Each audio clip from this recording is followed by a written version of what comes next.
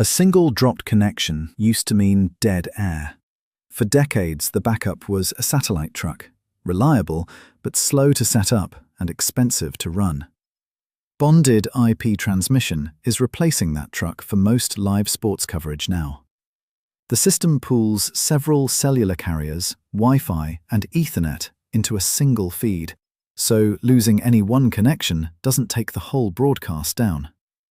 LiveU, one of several companies building this technology, says its encoders can reroute around a failure in real time, often before anyone watching would notice.